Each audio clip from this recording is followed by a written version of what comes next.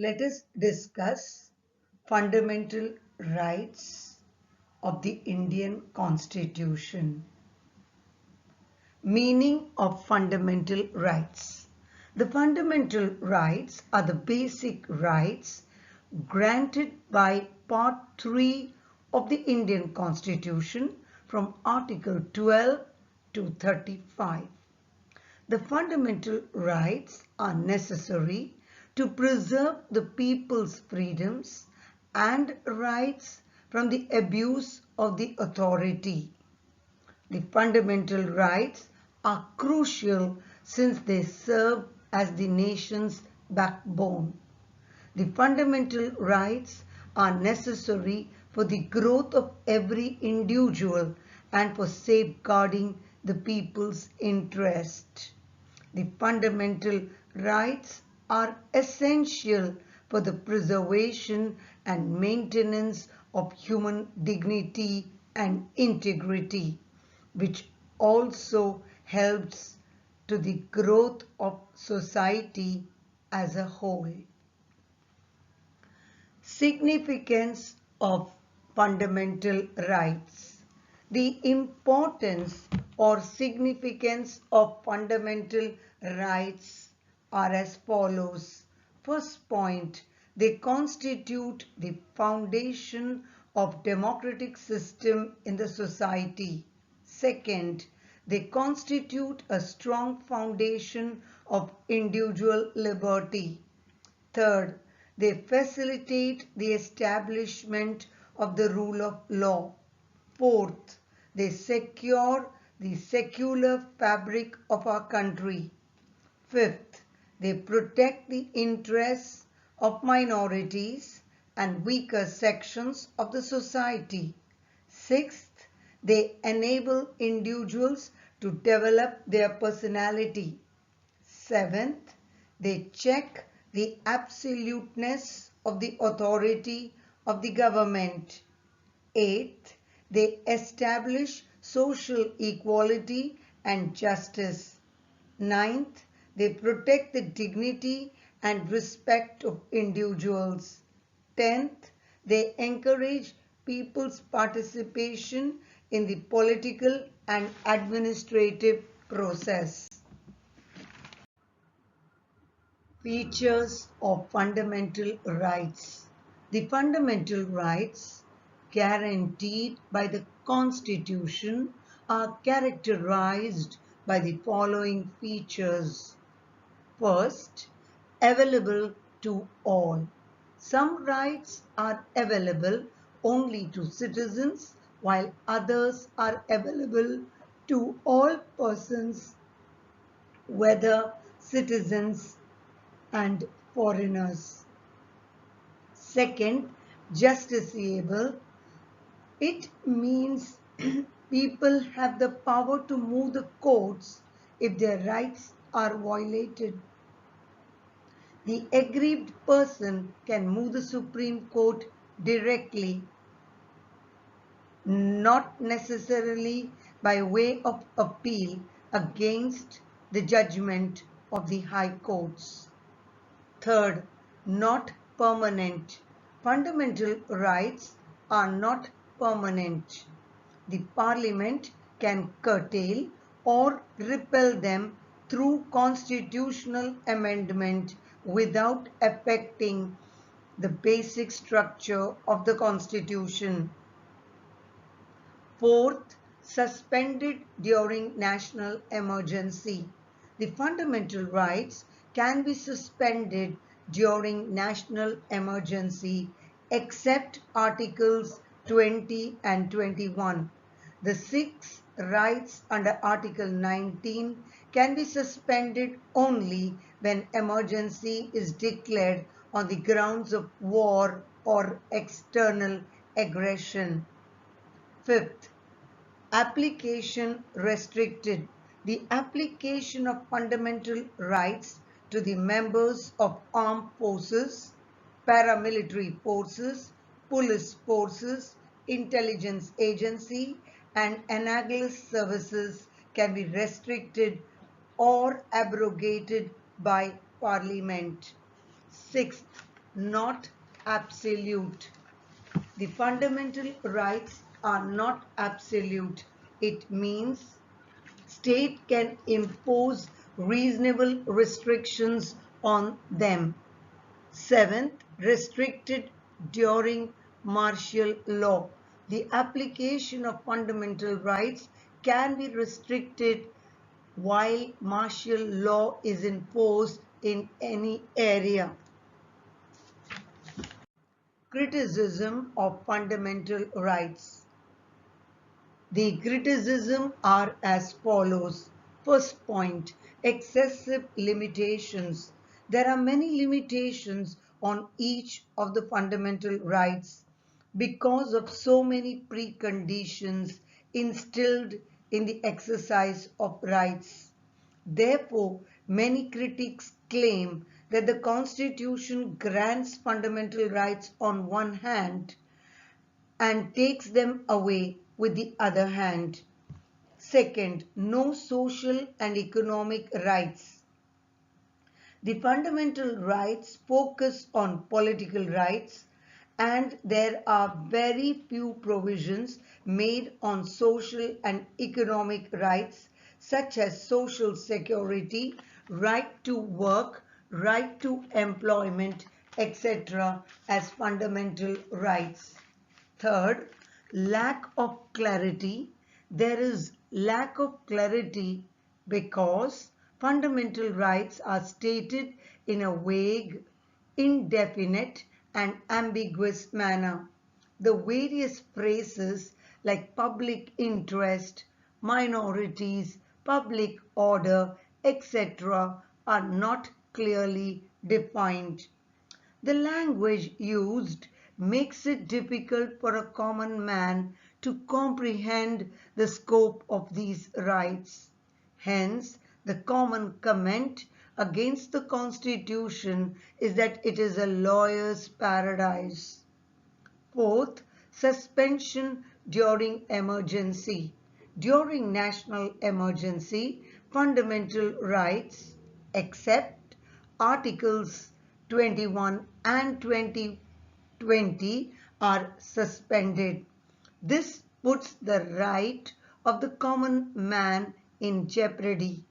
This suspension can lead to citizens being temporarily deprived of certain rights.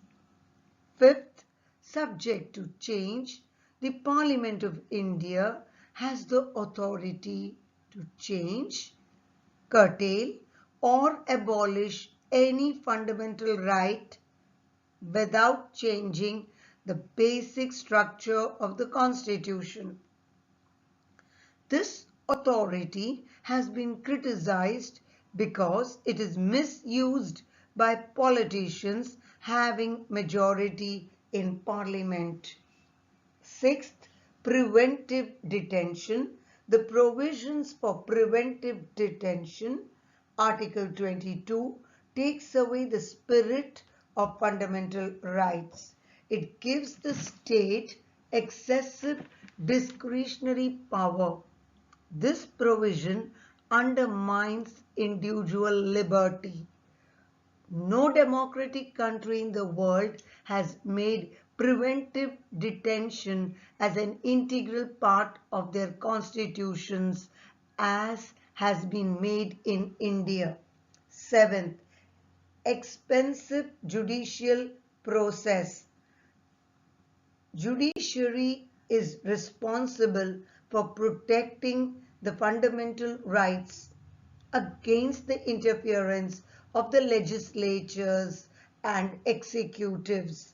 However, common man has neither the experience nor financial means to go through the judicial process to secure their rights. Therefore, critics say that the rights benefit the rich section of the society. Eighth, restriction of laws. The Parliament can restrict the application of fundamental rights to the members of the armed forces and paramilitary forces. Let us try to understand the various rights enshrined in the Indian Constitution. First, right to equality, Articles 14 to 18. Article 14 guarantees equality before the law and equal protection of the law. This provision confers rights on all persons, whether citizens or foreigners. The former concept is of British origin, while the latter concept is taken from the American Constitution. Article 14 aims at establishing equality of legal status, opportunity and justice. The first concept means A. Absence of any special privileges in favor of any person. B. No person is above the law. C. The equal subjection of all persons to the ordinary law of the land. The second concept means A. The equality of treatment under equal circumstances, both in the privileges conferred and liabilities imposed by the laws. B. The similar application of the same laws to all persons who are similarly situated. C. The like should be treated alike without any discrimination. Thus, the former is a negative concept while the latter is a positive concept. Article 15 provides that the state shall not discriminate against any citizen on grounds only of religion, race, caste, sex, place of birth or any of them. The second provision of Article 15 states that no citizen shall on grounds only of religion, race, caste, sex, place of birth or any of them be subject to any disability, liability, restriction or condition with regard to A. Access to shops, public restaurants, hotels and places of public entertainment, or B. The use of wells, tanks, bathing ghats, roads and places of public resort maintained wholly or partly out of state funds or dedicated to the use of the general public. But the state can make special provisions for women and children, for the advancement of any socially and educationally backward classes of citizens, or for the scheduled castes and scheduled tribes, for the advancement of any socially and educationally backward classes of citizens, or for the scheduled caste or scheduled tribe which relate to admission to educational institutions, including private educational institutions, whether aided or unaided by the state, except the minority educational institutions. In order to give effect to the last provision, the Centre enacted the Reservation in Admission Act 2006, providing a quota of 27% for candidates belonging to other backward classes in all central higher educational institutions. In 2008, the Supreme Court upheld the validity of the Act and directed the central government to exclude the creamy layer among the OBCs while implementing the law. Article 16 guarantees for equality of opportunity for all citizens in matters of employment or appointment to any office under the state, without any discrimination on the grounds of religion, race, caste, sex, descent, place of birth or residence.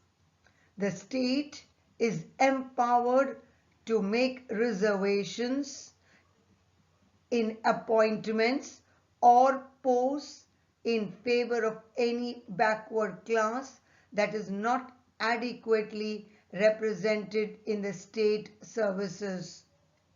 The state is empowered to provide certain office related to religious or denominational institution to belong to that particular religion or denomination.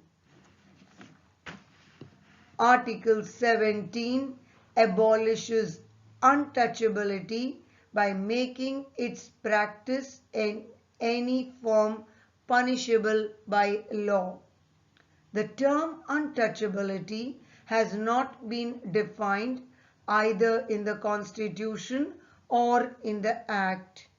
It refers to the practice of excluding a certain section of society from the social, cultural, and religious life of the community, often due to their caste.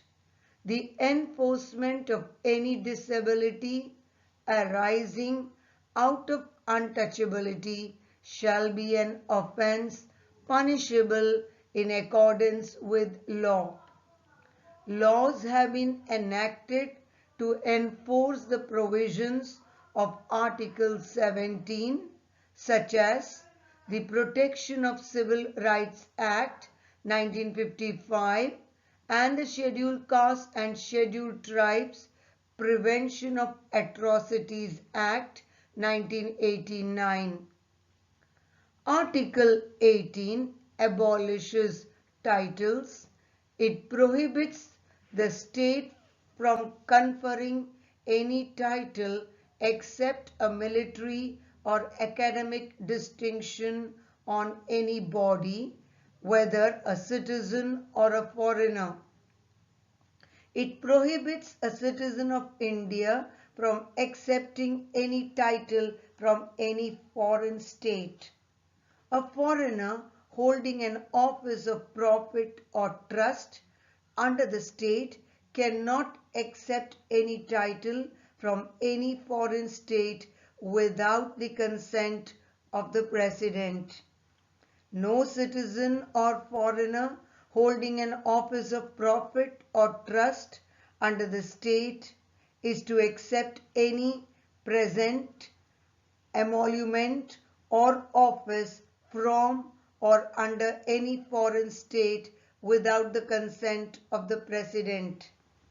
Hereditary titles of nobility like Rai Bahadur, Rai Sahib, Sir, Diwan Bahadur, etc., which were conferred by colonial states, are banned by Article 18. National awards like Bharat Ratna, Padma Vibhushan, Padma Bhushan, and Padma Shri were instituted in 1954, are conferred by the state to recognize achievements, merits, and talents of the people, but the awardees should not use it as a suffix or prefix to their names. Second, right to freedom. Articles 19 to 22. Article 19 guarantees 6 freedoms to all citizens, which are as follows. A. Right to freedom of speech and expression. B. Right to assemble peacefully and without arms. C. Right to form associations or unions or cooperative services. D. Right to move freely throughout the territory of India. E. Right to reside and settle in any part of the territory of India. F. Right to practice any profession or to carry on any occupation, trade or business. Originally, Article 19 contained 7 rights, but the right to acquire, hold and dispose of property was deleted by the 44th Amended Act of 1978. These rights were given to citizens and to shareholders of a company. These rights are protected against only state action and not private individuals. A. Freedom of speech and expression. It means every citizen has the right to express their views, opinions, belief and convictions freely, but is subject to reasonable restrictions in respect of sovereignty and integrity of India, security of the state, friendly relations with foreign states, public order, decency or morality, contempt of court, defamation and incitement to an offense. B. Freedom of assembly. It means every citizen has the right to assemble peacefully without arms. It means the right to hold public meetings, demonstrations and take out processions only on public land. This does not protect violent, disorderly, riotous assemblies or strike that causes breach of public peace or that involves arms. The state can impose reasonable restrictions on the grounds of sovereignty and integrity of India and public order, including the maintenance of traffic in the area concerned. C. Freedom of association.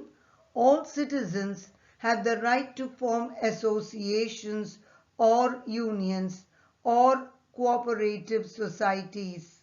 That is, the right to form political parties, companies, clubs, societies, organizations, trade unions. Reasonable restrictions can be imposed on the grounds of sovereignty and integrity of India, public order and morality on the exercise of this right by the state. The right to obtain recognition of the association is not a fundamental right. The trade unions have no guaranteed right to effective or right to strike or right to declare a lockout. The right to strike can be controlled by industrial law. D. Freedom of movement. This freedom gives every citizen to move freely from one state to another, or within the state, or throughout the territory of the country.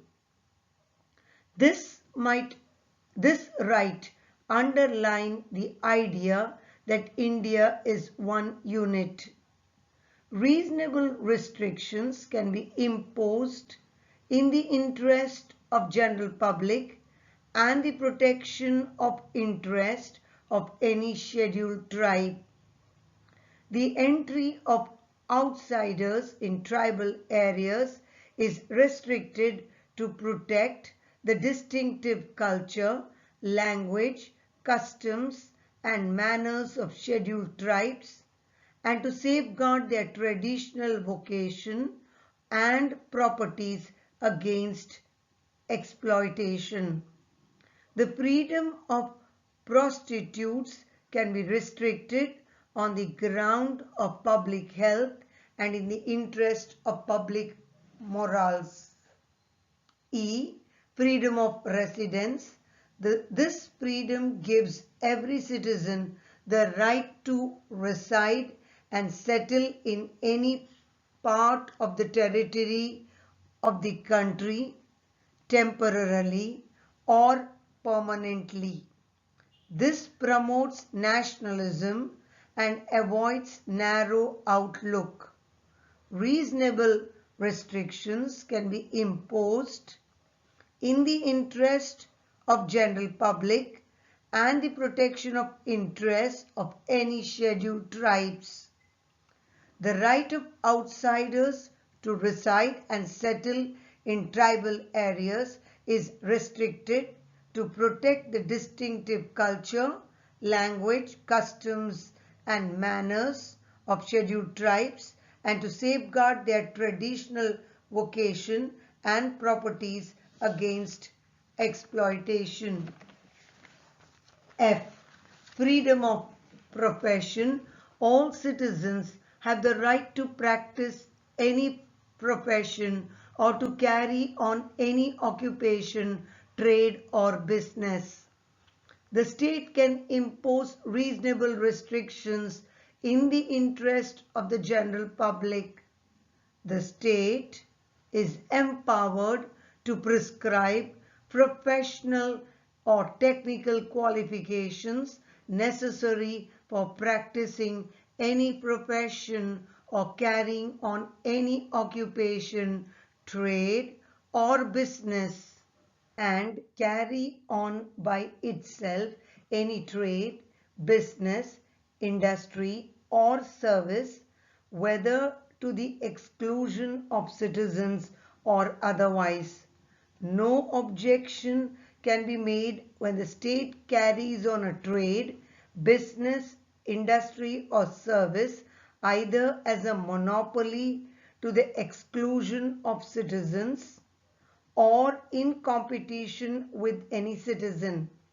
This right does not include the right to carry on a profession or business or trade or occupation that is immoral, trafficking in women or children, or dangerous, harmful drugs or explosives, etc. And the state can prohibit these and regulate them through licensing. Article 20 grants protection against arbitrary and excessive punishment to an accused person, whether citizen or foreigner or legal person. It has three provisions. A. No person shall be charged for any offence except for violation of a law in force at the time of the commission of the act, nor subjected to punishment greater than that prescribed by the law in force at the time of the commission of the act. B. No person shall be prosecuted and punished for the same offence more than once. C. No person accused of any offence shall be compelled to be a witness against himself. The statement in point A is imposed only on criminal laws and not on civil or tax laws. This protection cannot be claimed in case of preventive detention or demanding security from a person. This statement in point B is available only in proceedings before a court of law or a judicial tribunal and is not applicable in proceedings before administrative authorities. The statement in point C extends to oral and documentary evidence as well as criminal proceedings. Article 21 states that no person shall be deprived of his life or personal liberty except according to the procedure established by law. This right is available to both citizens and non-citizens. According to the Supreme Court, right to life is not merely confined to animal existence or survival, but it includes right to live with human dignity and all those aspects of life which go to make a man's life meaningful, complete, and worth living. And concept of personal liberty covers a variety of rights that go to constitute the personal liberties of a man. Article 21A states that the state shall provide free and compulsory education to all children of the age of 6 to 14 years. This provision was added by the 86th Constitutional Amendment Act 2002. The aim was to achieve education for all. This provision was embodied in Article 45 in Part 4 of the Constitution. Being a directive principle, it was not enforceable by the courts, but because of amendment, there is scope for judicial intervention in this regard. In addition, the Parliament enacted the right of children to free and compulsory education, that is the RTE Act in 2009.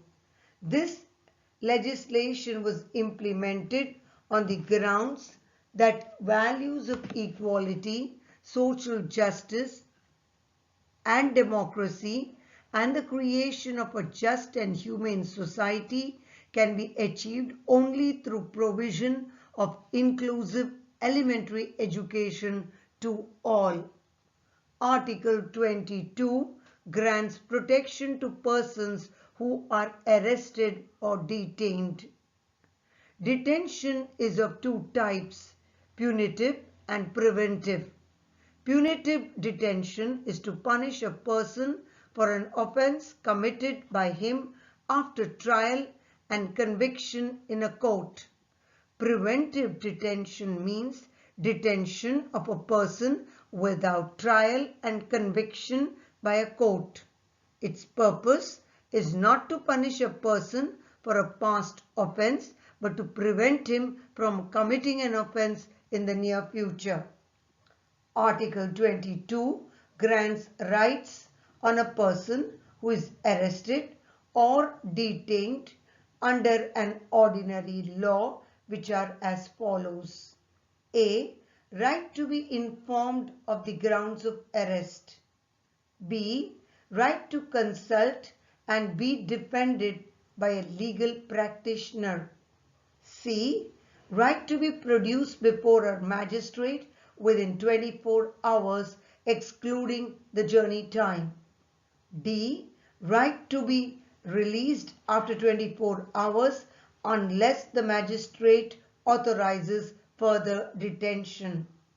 These safeguards are not applicable to any enemy alien or a person arrested or detained under a preventive detention law. The Supreme Court ruled that the arrest and detention do not cover arrest under the orders of a court, civil arrest, arrest on failure to pay income tax, and deportation of an alien. They apply only to an act of a criminal or quasi-criminal nature or activity which is against public interest. Article 22 grants protection to persons who are arrested or detained under a preventive detention law. This protection is available to both citizens and aliens, which are as follows. A. The detention of a person cannot exceed 3 months unless an advisory board reports sufficient cause for extended detention. The board is to consist of judges of a high court. B. The grounds of detention should be communicated to the detainee. C. The detainee should be afforded an opportunity to make a representation against the detention order. Article 22 authorizes the Parliament to prescribe a.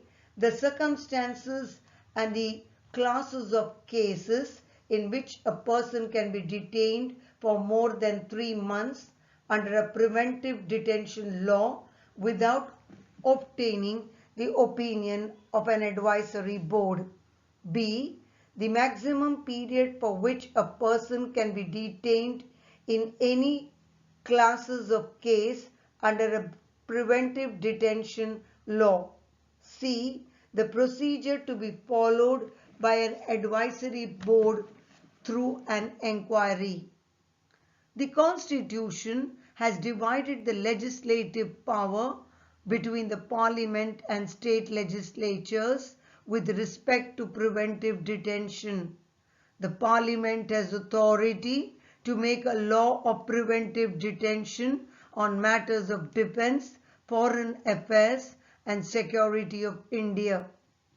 Both the Parliament as well as the state legislatures can concurrently make a law of preventive detention on matters of security of a state, the maintenance of public order, and the maintenance of supplies and services essential to the community. The preventive detention laws passed by Parliament are A. Preventive Detention Act 1950, B. Maintenance of Internal Security Act 1971, C.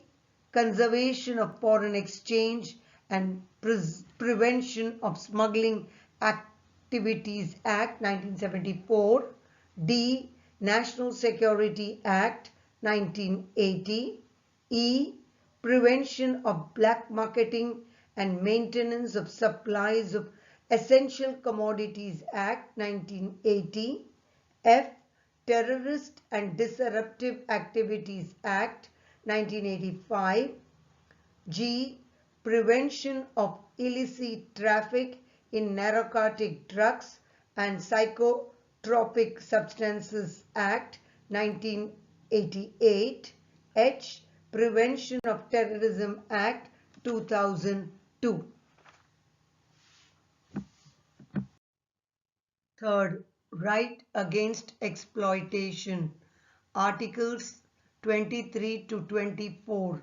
Article 23 prohibits traffic in human beings, begar and other similar forms of forced labor.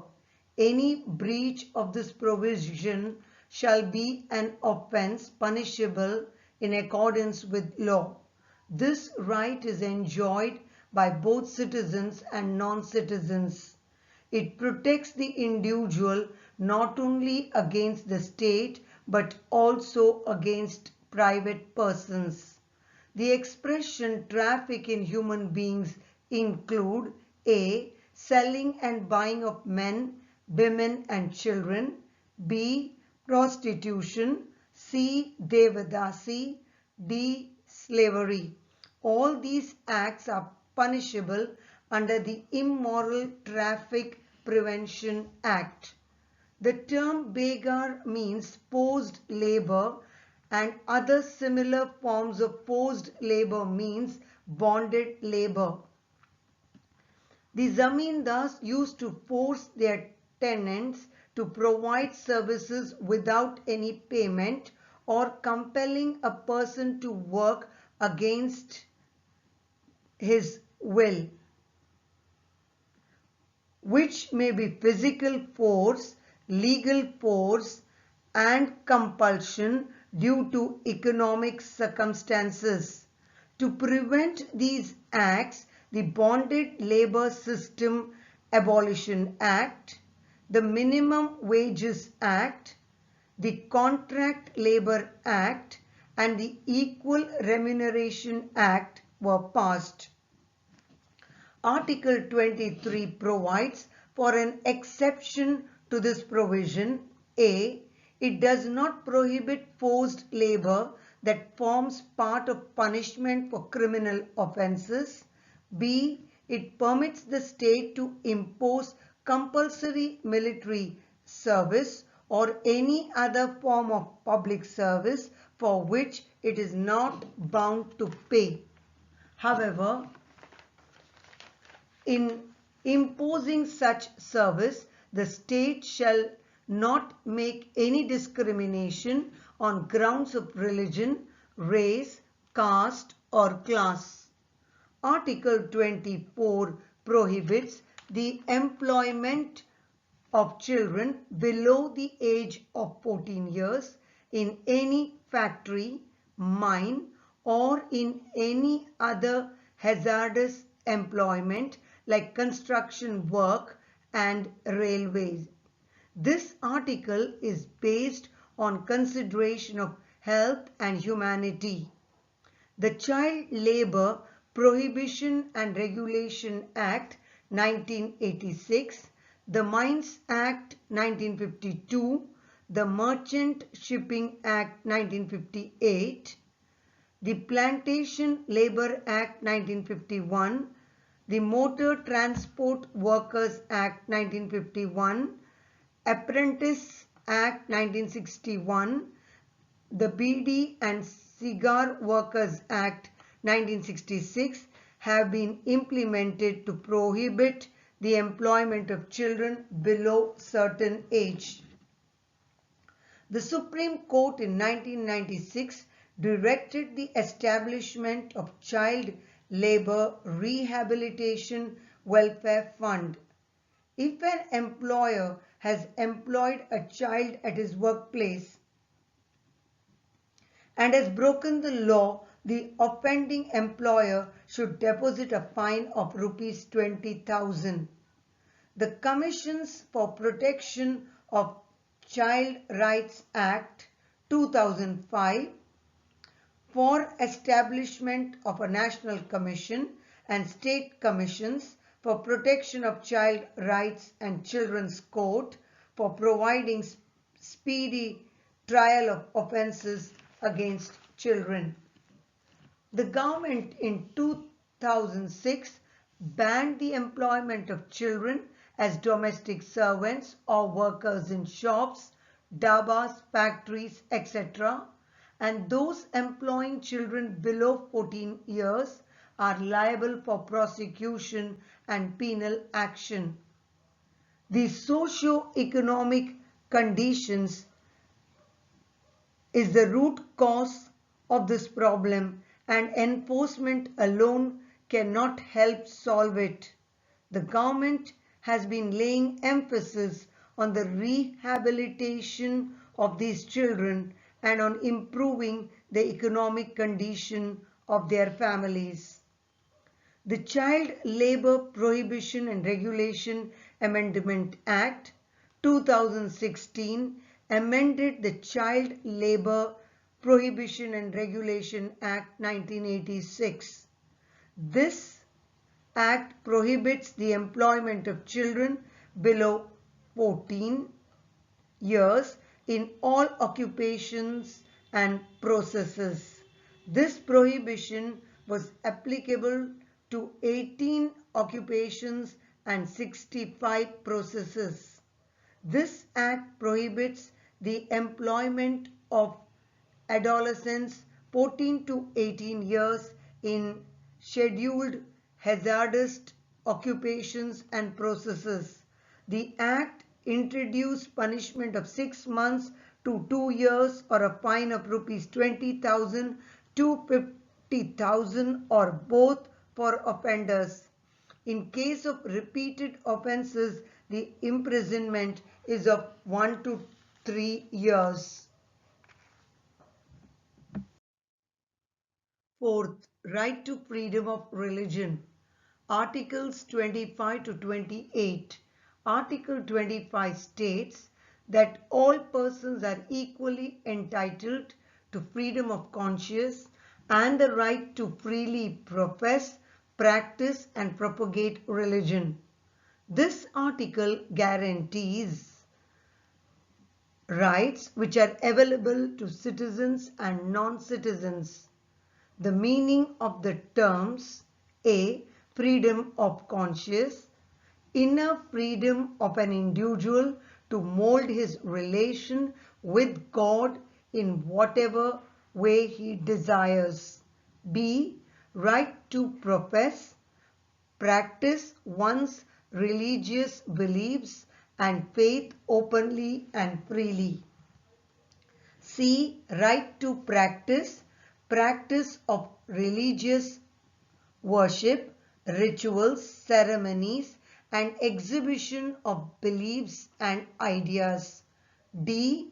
Right to propagate, dissemination of one's religious beliefs to others, but it does not include the right to convert another person to one's own religion. These rights are: first, subjected to public order, morality, and health, and other provisions relating to fundamental rights.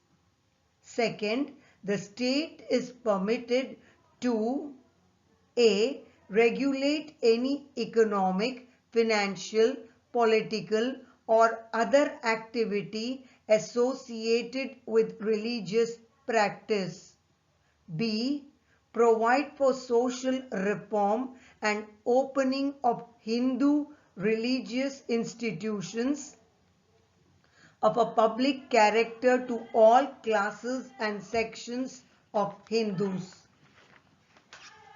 As a result, these rights are not absolute. Article 25 points out: A. Wearing and carrying kirpans are as part of the practice of Sikh religion. B. The word Hindu is used to include persons professing Sikh, Jain and Buddhist religions. Article 26 guarantees every religious denomination or any of its sections the following rights: A.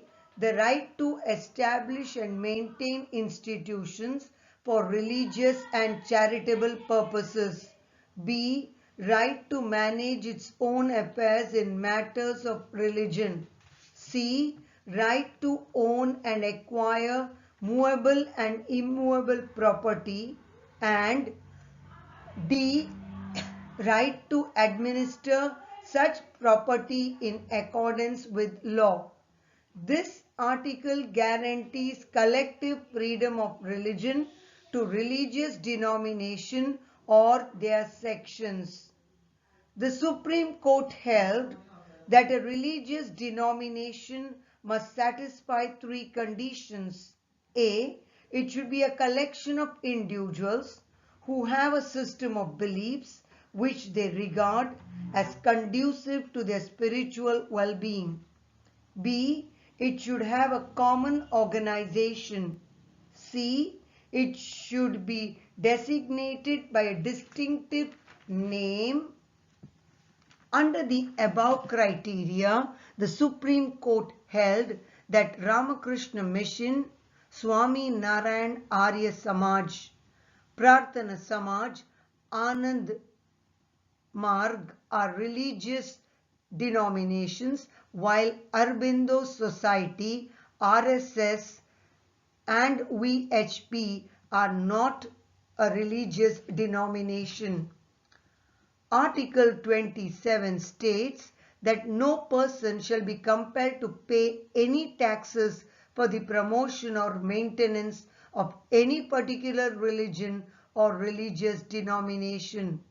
Thus, this prevents the state from tax revenues to fund religious activities or institutions, thus ensuring that the government remains neutral in matters of religion. Article 28 states that A. No religious instruction shall be provided in educational institutions wholly maintained by state funds. B. The above provision shall not apply to any educational institutions administered by the state, but has been established under any endowment or trust which requires imparting of religious instructions in such institution.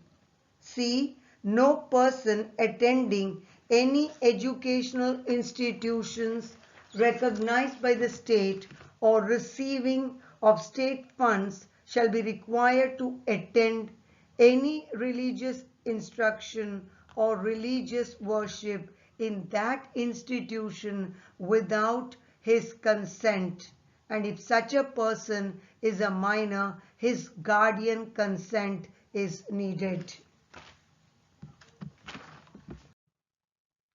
Fifth, cultural and educational rights. Article 29 states that any section of the citizens residing in any part of India having a distinct language, script or culture of its own shall have the right to conserve the same. No citizen shall be denied admission into any educational institution maintained by the state or receiving aid out of state funds on grounds only or on basis of religion, race, caste or language. This article provides A. Protects the right of a group, B. Guarantees the right of a citizen as an individual irrespective of the community to which he belongs. C. Grants protection to both religious minorities as well as linguistic minorities as well as majority. D.